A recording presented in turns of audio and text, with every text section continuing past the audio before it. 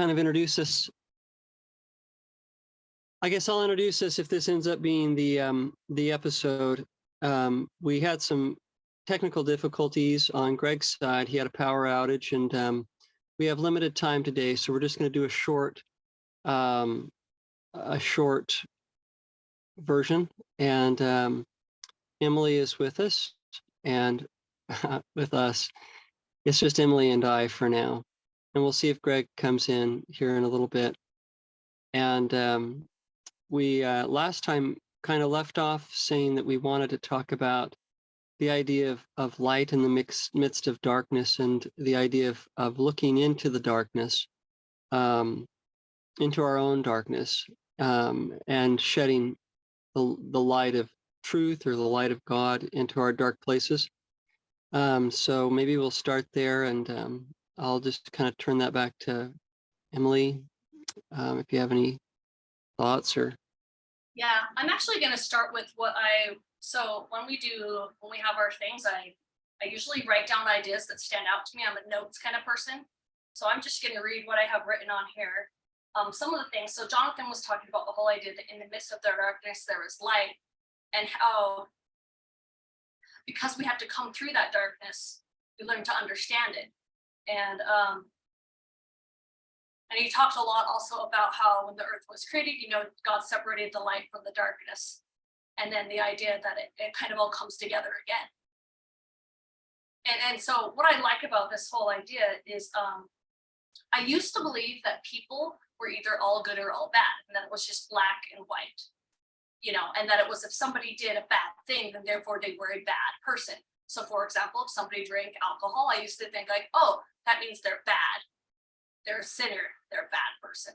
And I used to believe like, oh, they drink coffee, bad.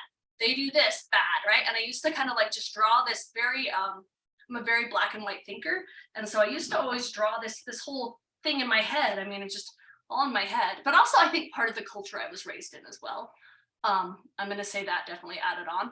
But the whole idea of just, people are not, I mean, the new thing, when I started going to addiction recovery in 2016, started reading it in 2015, started going in 2016.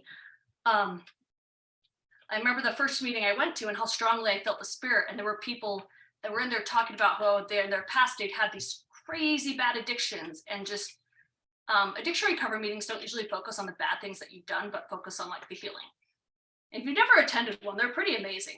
But anyways, I just remember the main person that was talking, he talked about us. I remember he was, I don't know his name. I don't know. I never really saw him the one time, but he talked about how for a lot of years he was into drugs, and he was a spear fisherman, which was kind of cool. Like he went and lived in Hawaii and just like lived on the beach in like tents. And then he was doing all kinds of terrible things.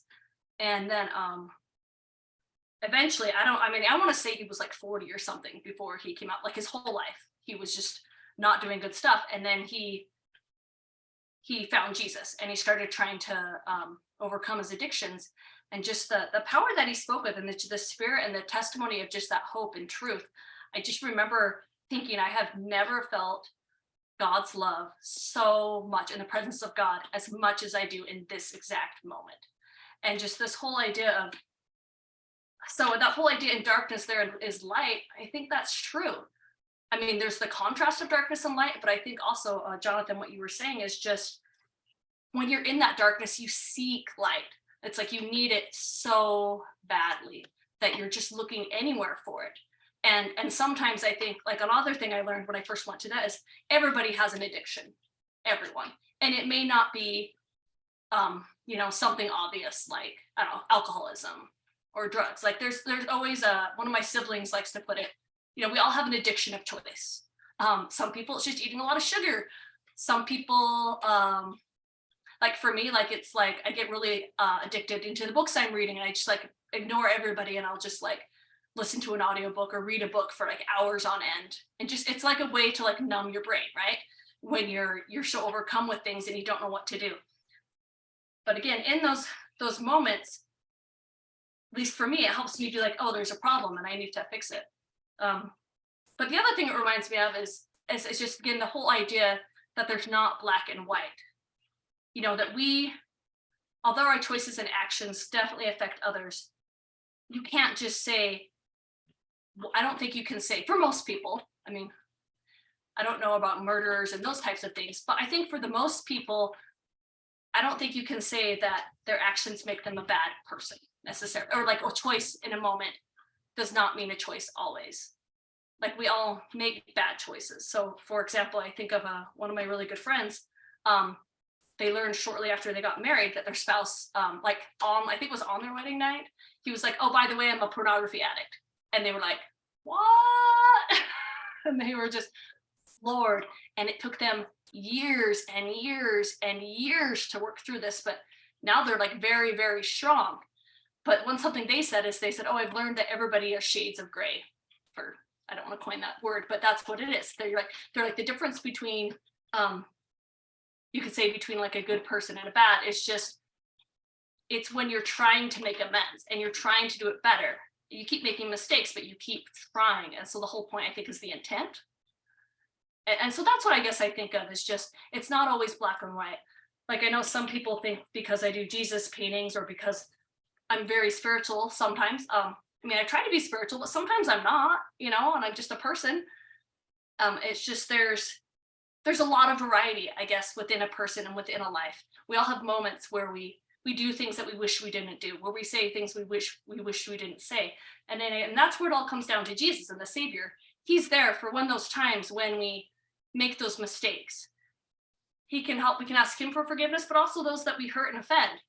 And one of the things I don't know that I'm really good at, but I make a lot of mistakes with my children and my family, and I try to teach them, like, I'm trying to do better, but you can look to Jesus and find this hope.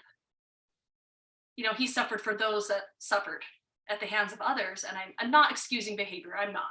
I'm trying. I mean, I don't think I've done anything really, you could say, really bad. Like I don't abuse my kids. I don't but like there's definitely times where I say and do things that I shouldn't, that are kind of mean and hurtful. And I think that happens to everyone. You get frustrated in a moment and you say and do things that you wish you didn't later. Usually when you're out of the moment, you're like, I shouldn't have done that. But again, it's the whole idea of that you have to come through that darkness. I don't know. What are your thoughts on that? I like the chain of thought because it's something that's mulled around in my brain for many years, and it's surprised me what I've seen as the years have rolled on.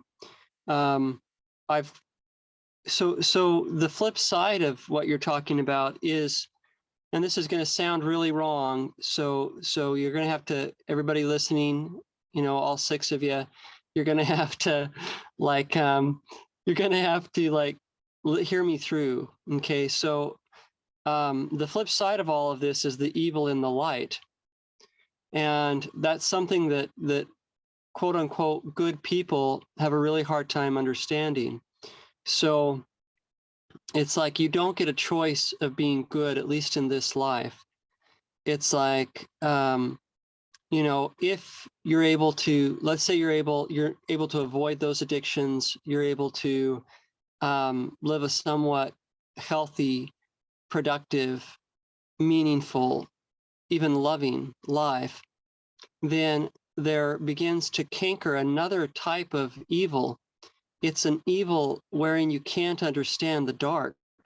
And inevitably, the closer you get to the light, the more repulsion you feel for the darkness, the more repulsed you feel and disgusted by those who are in the darkness. Now, one way to avoid that is to get yourself in the midst of people who are in the midst of darkness. So one of the things that's a blessing is that, like, say you have an ecclesiastical leader, one of the blessings that they have is that they meet with these people who are deeply flawed on a regular basis, right? So it's like that helps because they're able to realize, like, oh my gosh, well, here's a person who's trying to do good and they're struggling, so that can be helpful. But it's not complete. It's like just a second. I've got somebody visiting again. Just a second. Hey, James, I'm good to see you. So I'm on a Zoom meeting, a weekly meeting. Can I talk to you in a little while? Oh, yeah, I just wanted to see how you was doing. Okay, yeah, I want to talk to you too. I just can't right this second. I'll call you in just a little bit. I thought the same number, yeah. All right, I'll call you in a little bit. Thanks, James. Sorry. Out here in the desert, people just show up. So anyways, so there's like an evil in the light. And the closer you get to God, and it's fascinating. Even you see this like with God, like here's Moses in the wilderness, right? And he's up on the mountain and the people are all down there sinning. And what's God's reaction? You know, his reaction is like, let's just burn them all. You know, it's like, and that's the way it is when you're in the midst of heaven and you're in the midst of all that's good. Is that it's like you look out upon the darkness and it's like your desire is just like to wipe it out before your face because it is so disturbing. And so that's why it's like there's this concept like with Christ, that Christ actually had to come to earth. And it seems like part of the reason is that it's like God had to have a connection with the profane. Otherwise, he could not. It's like it says that Christ became sin for us. Like, what does that mean? He became sin. Well, it's like, you know, there had to be a part of the Godhead. So there's like the Father, the Son, and the Holy Ghost. And there had to be a part of the Godhead that was actually had gone down into the midst of hell and could understand it and could have compassion upon it, because you get this feeling like the Father is just so clean and pure and holy. It says like, you know, no unclean thing can dwell in his presence. But it's like Christ is not beyond getting in the middle of our mess.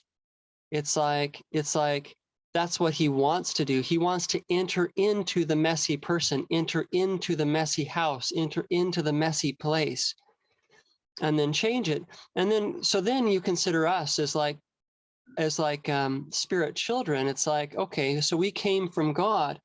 We were the children of God, and God like sent to us like he looked at, you know, it's like so not God, but we. So we in like the whatever was pre-mortality, right?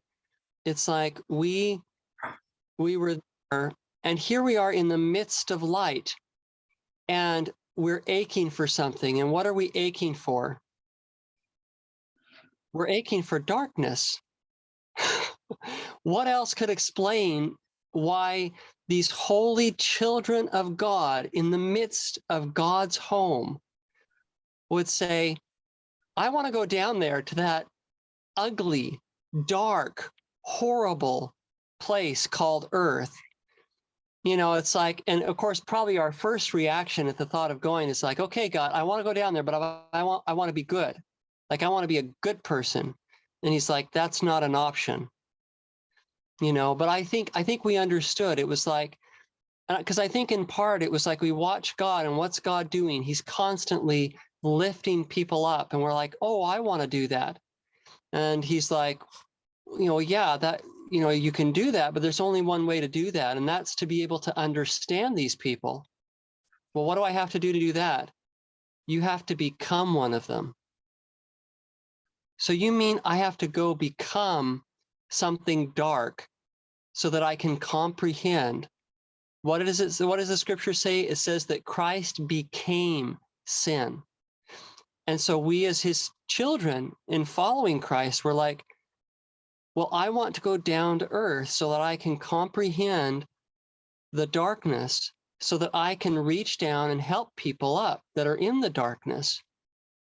And so it's this strange thing. It's like the evil of the light. What is the evil of the light? Well, the evil of the light is that it has no darkness. It can't comprehend the darkness. It can't lift people up. And why does the light exist? To lift people up. So it's like this cycle. It's like you have to come into the light to be refreshed, to be renewed, to come home. But then it's like once you've been there for a while, there's a desire to go back to the darkness because you realize that you lack abilities to be able to understand and to lift people up. And so that's a far higher idea. Like in this, I'll make this my last comment. It's just like, it's like, so I can look at myself as this dirty, filthy, rotten addict, right? You know, if that's what I am, say I'm addicted, have some terrible addiction. I can see that as my state, or I can think in my mind, oh, perhaps I am a child of God who was in the midst of light and who then thought to himself, perhaps I can go down and suffer this terrible addiction so that I can then comprehend this type of people and lift them out of that kind of hell. So, and that's what the 12 steps is, right? It's the 12th step, which is so important. It's like, you're going to fall back and become an addict again if you don't do what? If you don't help other people to get out. So that's the flip side of what you're talking about. So Yeah, I have so many thoughts about that. Well, I think I agree a lot with what you said. I phrase it a little bit differently, but I think it's still the same idea. Because, well, actually, what it reminds me of is, so I've talked a lot about that I have like anxiety and depression, and I pretty much always have that. I didn't get diagnosed till I was in high school because they didn't, you know, in the 80s and 90s, it wasn't like a thing. I would say more so in the last 20 years, it's become more of a thing that people talk about. I remember going through that and being told once by God, just being told by Jesus that, like, you're going through this and you can help others. And I've seen that again and again, especially, well, I see it just in daily life, but especially as like a teacher or a sort of mentor for other teens and other kids. They come and talk to me and they're like, it's so hard and this, and I can be like, yeah, I understand. And, you know, and I think kind of like what you're saying, I think when Jesus says, I understand, it's because he has lived through it. mhm. And I have a whole different idea there, because I told you before, I believe in like multiple existence. I mean, like, you go through multiple experiences, multiple trials, and you learn those multiple things, because how else can you say I understand? Yep. I don't think you can really say I understand if you haven't gone through it. To some extent, maybe not exactly the same as other people. And like, my depression and anxiety is not the same as everyone else. I know people that have it much worse than me. I know people that have it less. Like, we all have a different level, but I can still say, yeah, like, I understand what it's like to have that panic attack and your heart's beating and you're terrified. Or I understand what it's like to spend hours on like a phone or a device because you're too scared or you're so worried about something that you don't want to face it. You know, I understand what it's like to go kind of want to hide from the world and to hide your face, you know, so you say, you know, hide your face from God. I get that. And I think that, like you said, we have to, you know, maybe we were in our previous existence, maybe we're like, I want to become like God and I want to be able to help others. And I can't unless I go through it. Right? So, Yeah, that's a concept. Yeah, it's like, you know, and you're talking about the idea of multiples. It's like multiple lifetimes. You know, I was raised in a framework where you know, that wasn't the truth. And I'm much more open to it now. And in fact, I'd probably say I hesitate. So there's some beliefs that I have which I hesitate to say outright, but I guess I am in a way. It's like, but I have a hard time imagining that is not true.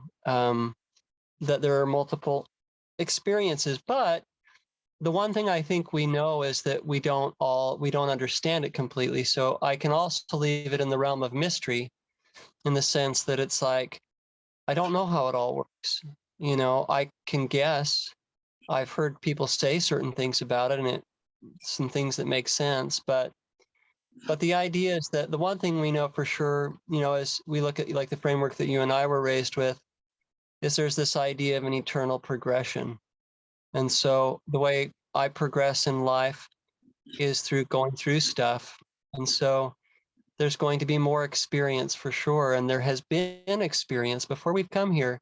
It's like, why do some people come to this earth and they just get certain things? It's like, there's some people who will come here and you could not get them to touch a drink. And and they weren't even raised Mormons. It's like they're just like it's almost like they went through something before this life that taught them in some deep way that actually transcended death. They learned that, like, yeah, don't touch that stuff. And then there's other people who they just don't lie. They are just honest people, and they come here that way. They just come here that way, and then you name it. It's like, and all of us have these strengths and these weaknesses that we don't really understand. And that's actually encouraging to me. It encourages me that it's like, oh, wow. Well, let's suppose that I do die, and that there is some point in existence after this life where I will forget all, like Adam did, and yet again have to go out on my own and brave some new place that I don't understand. Well, there's a way in which, like this is through like the idea of repentance. Like if I can have the lessons I learn in this life so deeply ingrained that it actually goes with me. And it says, like, there's a scripture that says that, that knowledge which we gain in this life rises with us in the resurrection, so that it will rise with me in whatever existence I experience after this life. Well, that's really encouraging, So Yeah. we actually do this life. I think it makes a lot of sense because again, I don't know exactly what it looks like, but we keep experiencing, we keep growing. And I don't know how that is, but we definitely keep learning and growing. And like you said, I mean, I see each of my own children. I know you have your children too, and just how they're so different. Like from the day they are born, like they have a personality. I know some people have said some things before about some of my kids, and they're like, oh, it's because of something you did. And I'm like, no, like they came out, they were born, and they had like this personality, One came out and he was just like, oh, I'm so excited to look at everything and I'm never going to sleep. That's how he was as a baby. And he's still that way. He's still just like, I'm so excited. And he kind of has in some ways, a similar personality to me. Lots of energy and just like everything is more exciting than sleep. Even as everyone's like, babies sleep all the time. And no, not my oldest. He did not sleep all the time. He was like, he had to be in a dark room with nothing exciting. There had to be nothing else more exciting than sleep. Like there had to be nothing, no lights, nothing. And then he was like, you almost had to like bore him to sleep. And he still has a hard time sleeping. And I have that too, where it's like, I can't be distracted at all because I'm so easily distracted.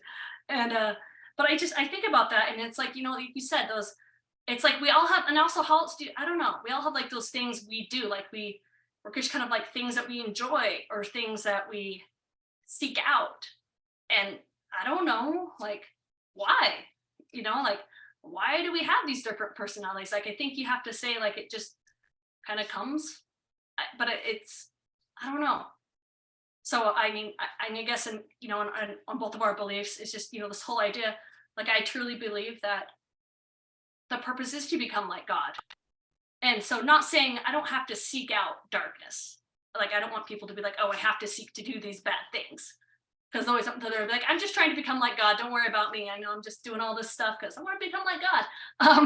I don't think that we have to do that. I think it naturally comes with the territory. Like, well, we're put into circumstances which bring that out, and I wonder if that's part of our pre-mortality contract. Maybe it's like we want to experience this particular type of pain, let's say, and God's like, okay, well, it'll come one way or another, but for sure, at some point in your life, you're going to experience this because you've desired it.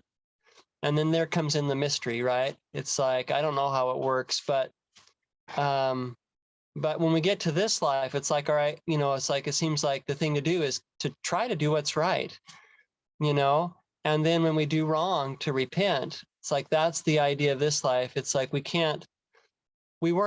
not in the position here of being in the presence of God where we can look and say, oh yeah, it would be good for me to go down and experience being an addict. It's like, I kind of wonder if those decisions are made in that holy, light-filled place where we can see clearly. When we get here, it's like The whole job is to do right, and then to, when we don't do right, to repent. And so there's a mystery in it. It's like I can't say I completely understand it, but anyway. Yeah, one of the things that reminds me of too, we've talked a lot about our choices causing darkness, but we haven't really touched on the idea that a lot of our suffering and things, the darkness we experience, is because of others. And I think that that's probably an even bigger category, I would argue, depending on the circumstance. Like, it's hard for me to say, because I know people have been through just terrible, terrible childhoods, or I see people now who are just in horrible family situations where like they don't have enough to eat, they don't have a drink, but then also maybe they have like a really abusive home life. Maybe it's really verbally and physically abusive, or maybe they've been raped, or there's other like really bad things that happen, and those things happen. And I don't know that you can say, I mean, I don't know how that all worked with like choosing. I don't know if we knew exactly what we were getting into, or if it was like, I want to learn and grow like you. And then God's like, well, if you want to learn the maximum amount, you're going to have to go through the maximum crap, and I don't know if that's how it goes. I've heard some people I've known that have gone through that stuff. Right. I think there's this balance to it. Sorry, go ahead. You were cut out. I don't know. I don't know how that works, but you're right. Yeah, I don't know. But what I do is I do know some people have been in those circumstances, and they're also some of the most enlightened, understanding, spiritual people that I know. And I know some of them have told me about some incredible spiritual experiences that have come in the midst of that darkness, where they were in this really, really dark place. I know one that when they were in this dark place and they were being tortured is when they saw the Savior. And the Savior came to them and held them as a little child in this place. And the whole idea, I've always actually wanted to do a painting of this, but they were literally just surrounded. So they were in a very dark place. They were a little child. They were tortured, and just really bad things happened.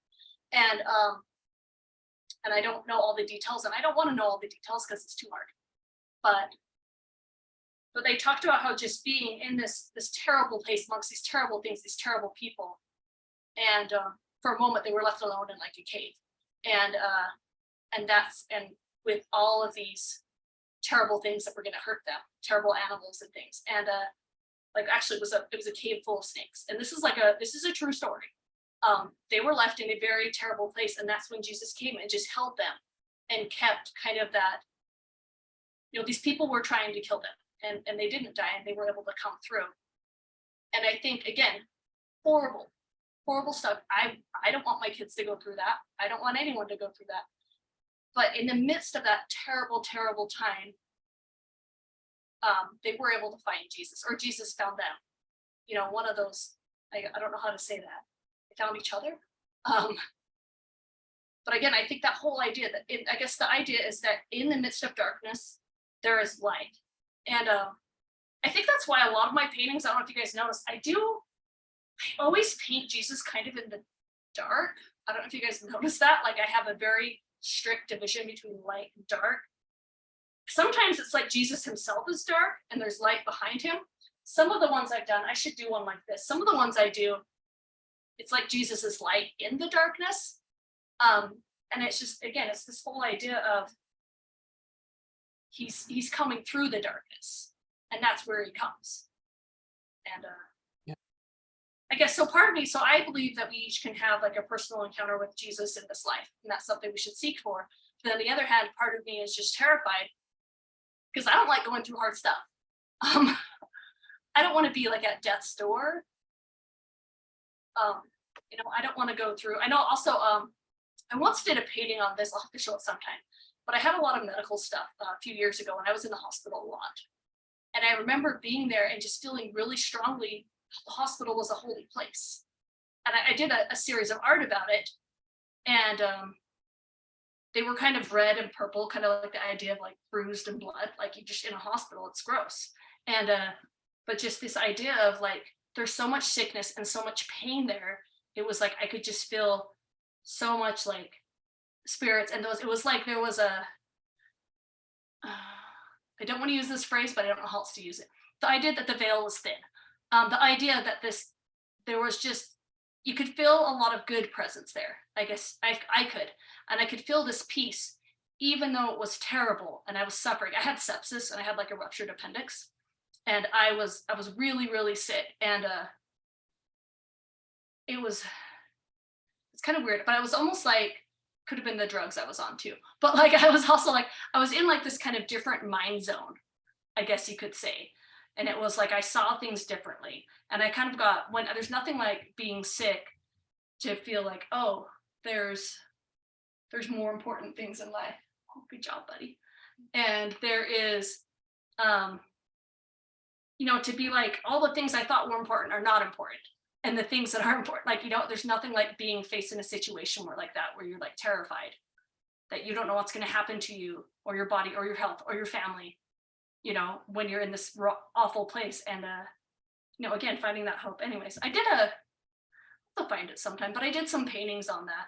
And it's been interesting over the years as I've shared my art, and I've known others that have been through really bad, like hospital stuff. So a lot of times when people come and they want to buy art, I show them like hundreds of paintings and I say, pick your mess. And I remember one person in particular who'd been in the hospital for months and had like a brain, I don't know if it was like a brain aneurysm or something with their brain. They couldn't keep food down. They had to have a feeding tube. And of all the pieces I had, they chose the ones that I made when I was in the hospital sick. And I was like, that is really interesting. And so I think sometimes in these messes, when I paint them, like with those ones, I'm painting kind of like the mess that I feel like, oh, I feel like this mess. And I'm trying to find God in it, but it's, I don't know. Those are just some of my thoughts. I don't know. The idea is interesting to me. So I'm not saying go seek out these terrible things or go do bad things. I don't think you have to seek those out, but you do have to make a decision, I think, to try to find peace and to try to find Jesus within that. And sometimes for me, it's not like every moment. Some days I'm better than others. Some days I do just block and do things. And I don't necessarily think that's bad. Like I wish that, maybe I should always choose to be good, but I don't, but it's okay because of Jesus. That's my thoughts. Yeah, interesting. There's a lot of thoughts there. I'm curious. Let's see what time it is. It's 10:19. Are you needing to get back to your family? Let's go for like another 10 minutes. I want to finish this painting, and I'm not. All right. Show us where you're at. Is it the one you were doing last time? This is the one I was doing last time, and I noticed this week that some of his shoulders were kind of weird. And some of my ideas this time are like he's reaching. He's supposed to be reaching for something. I'll try to move it a little bit closer. I don't know how close I can get so to be in focus. Yeah, I just realized I didn't same view I did before, so I couldn't see the painting. Now I can see it. Yeah, so he's kind of like reaching up. Okay. What I don't like right now is it's too purple, and I want to layer other colors. So I might not be able. Actually, I probably can't finish it today because this is oil paint and it needs to dry. And then once it dries, I can layer like some other colors on top. But right now, because it's so wet, like earlier, I tried to layer some other colors and it just kind of created a muddy mess. It's like I have to kind of let it dry, I guess you could say. And you could take that into some meaning too. Sometimes with things you have to like just wait. And you have to, I think we're all kind of like this art, like this has layers and layers and layers. And I don't know if you can see on here, there's like some blue and there's some yellow. I'll try to pull in. There's some textures. And it's just like I continually scrape and paint and scrape and paint and scrape and paint. And I just keep going on it till I feel like it's done. And so you get kind of this, they're all about, most of my art is really about the texture. And when you see it in person, it's like it has this rough texture. And it's about, and some of these areas like down here, well, this spot did it for sure. This is one of the spots I was talking about. I don't know if you can see here, that big spot, like here, like it flaked off. So I actually purposely am flaking stuff off of the wood and making it kind of just do, I guess, rather uncontrollable weirdness is what I would call it. Like it doesn't ever do what I want, almost ever. And trying to get it to do what I want and trying to force it is like nearly impossible. So I just have to learn to go with it, even though it's not what I want at all. Yeah, so I thought I was done with this one, but apparently I'm going to keep working on it. But So, yeah, well, that sounds good. So we'll just go for another 10 minutes, maybe 8 minutes now or so. sealant on this one now, because this one's at like a done state. So I usually seal it with like an oil-based polyurethane. And that's how I stop like I guess you could say the deterioration process. I saturate it like so much. And it makes it smell really, really bad. So I usually have to put it in like a ventilation spot. But I will literally just saturate this with oil-based stuff. Super Cool. thick. And then it's so thick that like you could run water over it, or you could like pretty much it's the same type of stuff that you use for like furniture or for tables. So like you could eat off of it, I guess. I mean, I wouldn't, but I guess you could. It's the same stuff. Well, that's kind of not conventional as far as oil painting goes. I used to only use like official materials, and this is like seriously, a lot of the stuff I use is just house materials, which it's not even stuff that I have on hand. Like I go out and buy it for my art, but some of it I have on hand. So it's kind of funny. Well, I like that you did. I think that's going to be a blessing for somebody. There's something I like about it. I don't quite know exactly what it is something about the yellow around the outside of Jesus. I don't know, and it's real messy. I guess I like that. And you're right. I do like the texture and the way that you chip off, and it feels old. Maybe that's the word. It feels. Most of your paintings feel like they're weathered and worn, and I like that. I like things that are that feel authentic. Like I love pottery, that's hand done, because it has like textures. Like if you have a cup that's been turned on a wheel, it has textures and a feeling, like it feels earthy. And there's something that I really like. It feels more authentic and real. It feels old. I love when I find old things too, because the oldness, it has a similar feeling to nature. Like nature doesn't always try to clean up after itself the way that we do in our houses and stuff. And yet it looks so beautiful and perfect, despite the fact that nobody cleans it. So yeah, there's something about that I like. I was gonna say, so I did this art as part of my master's thesis, and I read this really interesting article about how like it's kind of like a whole idea. You've heard like your gut, like about gut health, how you have to have like different types of bacteria and things, and it creates growth. Anyways, there was this thing, I don't remember exactly the years, but in Germany, I think it was with the Black Forest, maybe in Germany, they wanted to clean it up and they wanted to get rid of all the dead trees and things. And so they were trying to like always clean it up. I don't remember the years, I'll have to look this up, but there was this thing where in Germany, they did this and they cleaned up all the dead stuff from the forest, and they were like, we're gonna make it look really pretty, make it look really good. Anyways, it ended up killing the forest. And now it's been in this like regrowth program. I want to say this was like in the 80s, and then I think it's been in like a regrowth program for at least 20 or 30 years, where they've had to like regrow, and now they have to purposely leave messes and let the trees deteriorate and let them feed each other. And I got to relook at this and get all the facts right. But it was really fascinating to me, and I think it's the same thing with us. Like you have to have that to grow. And if you try to clean it all up right away, it's not going to grow. And I do kind of the same thing with my art. You have these layers and you have deterioration. And I actually do use mud in trees sometimes. Like this one has a lot of mud in it, or I'll go get. Oh yeah, okay. Like the brown on this one is dirt and mud. And I have a container here where I have like different types, like stuff like I said, I've gotten from my rain gutters, or like I use charcoal, which is just burned wood. So I use things in a lot of different phases, and it does get that old deterioration. And then sometimes I haven't done this recently, but I probably should, probably because I paint on wood now.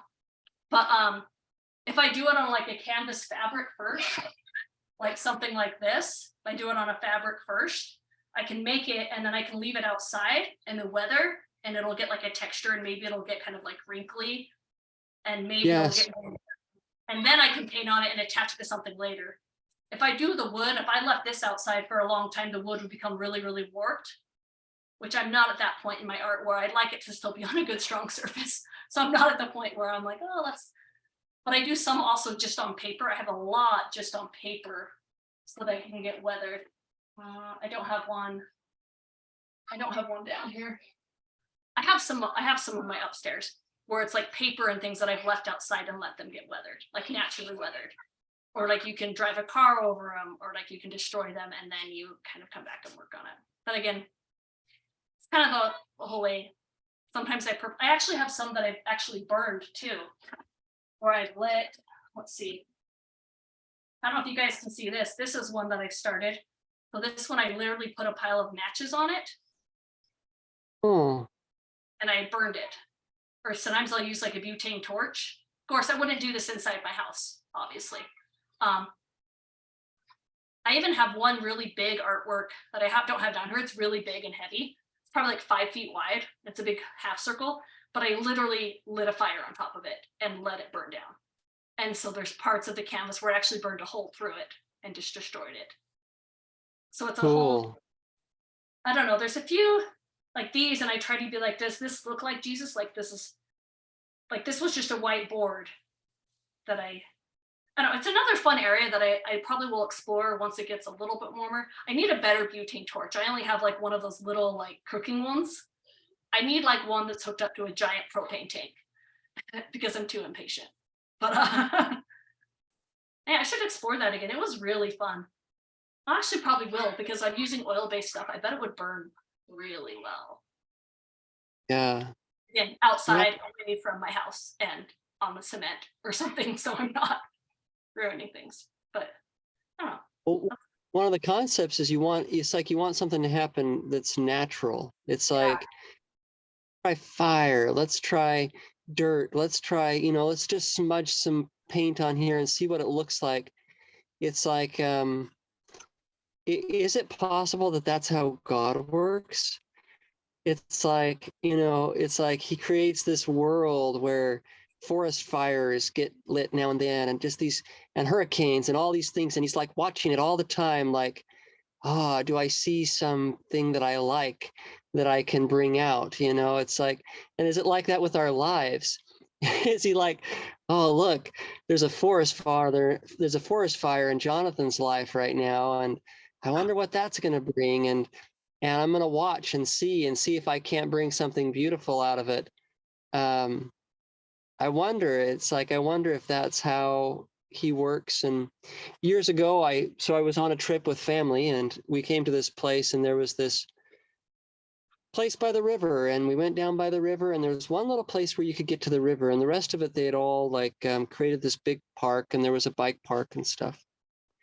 And the Spirit kind of spoke to us, and what it said was basically, man's chaos is God's order, and man's order is chaos to God. And we felt that, like we could feel it was like we weren't allowed to just be ourselves. We couldn't just go have fun down by the river or whatever. It was like there was all these rules and all these trails, and the way that you were, and they had all these signs telling you what to do and not to do. And what God conveyed was like, this is chaos to me.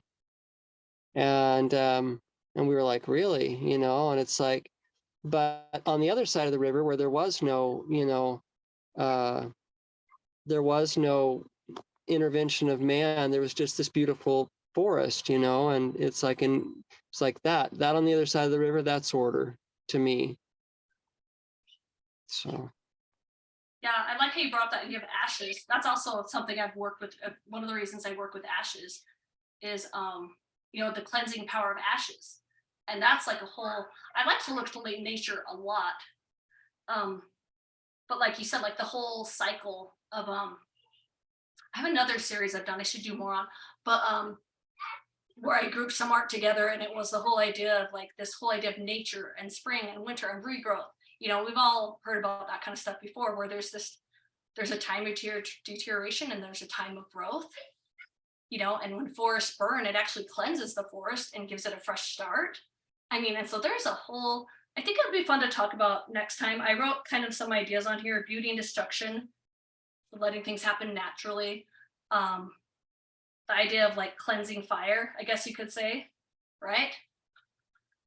Yeah, yep.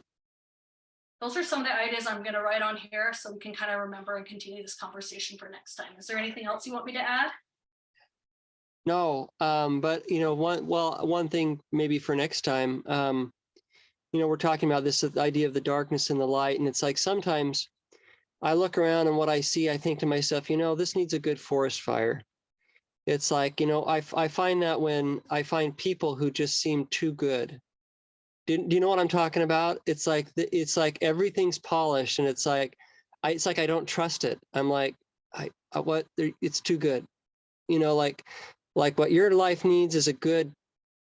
This will sound horrible, but you know, it's like you need to fail, or like you need an addiction, or you need something, but it's just like, and it's like, and there's often no depth there, right? It's like you can't have a conversation about anything too real because it'll get, you know, it's like you're outside their boundaries. They can't talk about that. They can't, you know, same with, I look at our country, like, you know, the United States of America, all these big, beautiful homes with, you know, 2.3 children in them, and, you know, and everybody mortgaged to the hilt, but everything looks so pretty.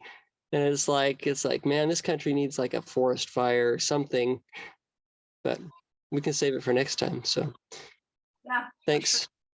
No, but I get what you mean. I do know people too, or situations where you're like, yeah, your life's too perfect. But sometimes what I also assume is something I learned once I started working and being in education is sometimes what you think is perfect is not. And actually, it was a lot of times, like I always tell others and my students and those I know, like from the outside, everybody's life looks perfect and it looks like they got everything together. But I think I would say there's very few, if any, people that have it all together, that you would quote say have it all together, that don't have any trials, and their trials are just different than yours. Although I do have one friend who I was like, I'm kind of jealous of your life because you have a great marriage, you guys have tons of money, you like have really great kids, you come from really good families, you know, it doesn't seem like anything bad has happened. And I actually talked to one of them once, and I was hoping they would like be like, oh yeah, this, and they're like, yeah, my life is really good. And I'm like, oh. And I was like, oh, I don't know how to relate to you because you don't have any stuff.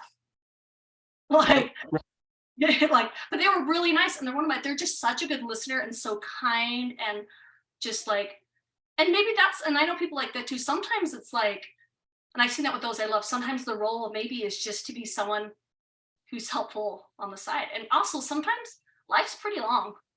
Stuff will happen. And a lot of those people hold things together. It's like part of the reason that society is running is because there's a few healthy people. You know what I mean? Yeah, there are a few healthy people out there. Away from all this broken stuff. Somebody's got to hold it together. And then it'll fall apart once, you know, give those people a few generations. Like, you know, all that, everything being perfect will work on their kids, and they'll want a little darkness.